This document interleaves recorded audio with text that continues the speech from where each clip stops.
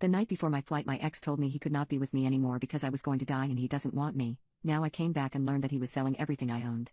I was just out of the country for over 2 months while I was being treated by specialists for medical problems I have. During that time I had my personal valuables kept at a storage company, which was supposed to be good for security since I don't have close family and didn't want to leave things like my computer sitting around in my apartment for that long. I also have some payments I get which I made sure would automatically go to an account because I have renters in my old house and want to make sure certain bills get paid without me having to think about it. I thought it was all set up good enough that I could be out of the country and focus on what I needed to focus on, then come back to everything as I left it. A while ago when I was in a lot of pain and on a lot of medication, I had a lawyer help me make sure my ex could make decisions for me if I was incapacitated. Honestly, I had totally forgotten about this because at the time I was very foggy. I barely remember anything about it. The night before my flight, my ex told me they could not be with me anymore because of my health problems, saying I was going to die and they did not want to be with me for that. My issues are pretty bad, and yes, my life will maybe not be as long as it might have been, but I really could not deal with that at the time mentally, so just said okay and went on my trip. We had been together for 16 months but not strictly living together. Now, I came back to learn somehow my ex has started taking and maybe selling everything. They have paperwork saying I was incapacitated plus the power of attorney I granted them. I was not incapacitated at any time during my treatment.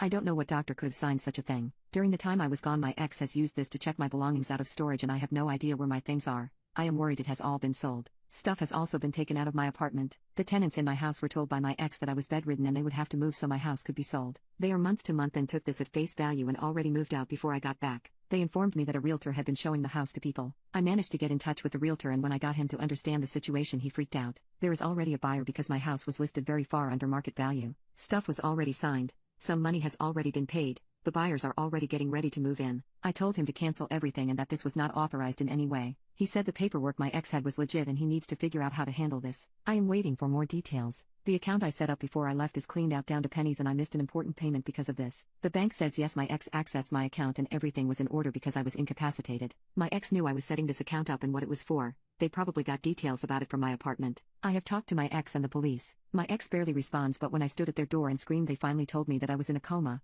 Not true. So they had to sell my things for me. I think I heard them saying you won't need it anyway through the door. The police are telling me a few things. I tried to report my ex for theft for stealing my things from storage and was told it is a civil issue. I told them the rest of the story and it's like they don't even know how to respond to me. Sitting at the police station seems to just be wasting my time because no one there seems to be able to do anything. They say come back tomorrow when someone else will be there. Supposedly officers went to my ex's place and were shown the paperwork. Tomorrow I am going to see a lawyer who advertises help with elder abuse power of attorney fraud, which is the closest thing I could find. If they can't help me, then where do I go next? Is there some key thing I can say to the police to get them to arrest my ex right this second and stop this? I have to believe this will all be fixed eventually, but how screwed am I? Update. I'm a woman in my early 30s and my ex is a man around the same age. It has been a strange few days. I met with my lawyer Monday morning and she was very supportive. Even though she usually deals with elder abuse, she said my situation was very much within her expertise and seemed excited to have me as a client. She was also very angry. After last Saturday I have not had a lot of emotional energy, so it was nice to see someone be like that on my behalf. I spent a while in my lawyer's office and later in the day my ex called me, but my lawyer had told me not to talk to him for now, so I did not answer. We listened to a message together though, and my ex said he was selling things for my benefit and was investing it for me to help with any bills I have to pay. My ex also said they were interested in getting back together since I came back safely from my trip.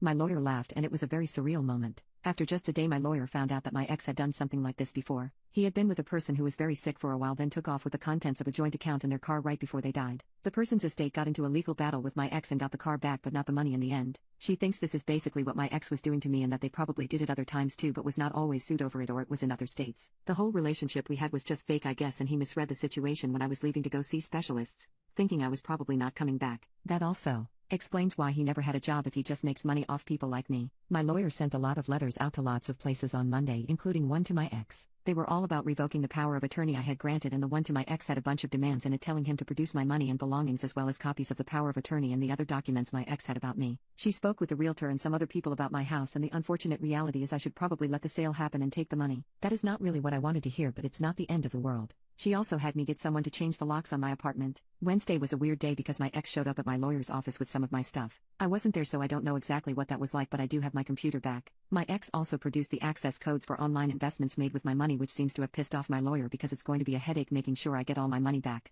She has dealt with this before and is going to help me recover as much of it as possible. She also says we will almost definitely be going after my ex for money because there are a lot of problems with what he did, and the power of attorney itself is very suspect, but she needs to talk to the hospital and some other people first. My lawyer says it's a big deal that the paperwork my ex was using to say I was incapacitated is from when I was hospitalized around the time the power of attorney actually happened. To sum it all up, Now I have my computers back, but my money is in online investments and it may be difficult to get the full value back. It is also likely that the rest of the money from the sale of my house is coming directly to me. My lawyer is super awesome and she is spending a lot of time devoted to this for me, which feels really good. I just saw my local doctor and he doesn't like that I am under so much stress right after I came home, so I'm going to try and relax.